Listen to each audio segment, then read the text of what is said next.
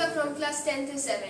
Today I am going to explain about the topic nutrition in human beings. So basically there are 5 steps involved in this.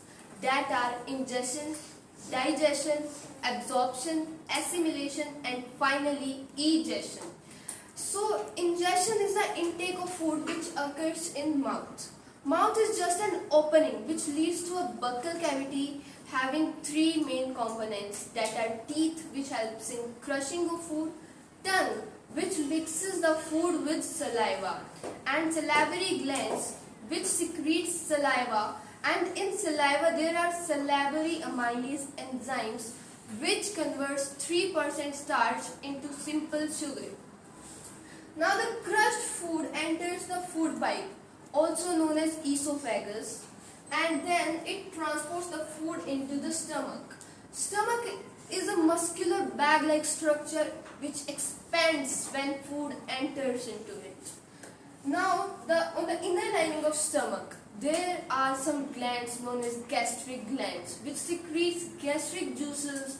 They have 3 main components: axial, mucus and pepsin. Axial is the hydrochloric acid which kills the harmful germs and bacteria. It also provides acidic medium to pepsin to activate.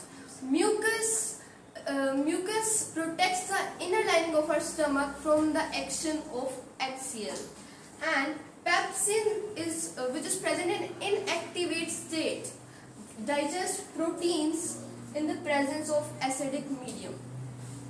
Now the food enters from the stomach to the small intestine, which is the longest part of our alimentary canal. It gets secretions from the liver and pancreas. From the liver it gets bile juice in which there are no enzymes present.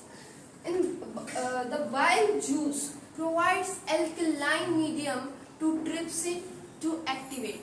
Also it helps in emulsification, that is conversion of big fat globules into smaller ones. And in the pancreatic juices there are 2 enzymes, trypsin and lipase.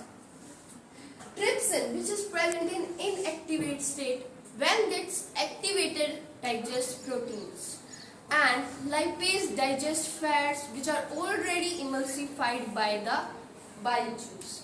Also there are some intestinal juices on the small intestine which converts proteins into amino acids, carbohydrates into glucose and fats into fatty acids. After the digestion, absorption takes place in the small intestine itself. On the inner lining of small intestine, there are some finger-like projections called villi. They increase the surface area of small intestine which helps in absorption. Now, the left food which is undigested and unabsorbed comes to the large intestine. In the large intestine, the water molecules from that material gets absorbed and the rest of the material is ingested out of the body via the anus. Now I hope you all understand the topic very clearly. Achil, which is the enzyme present in saliva which helps in digest starch. Salivary amylase. Yes. Enzymes present in pancreatic juice. Trypsin lipase.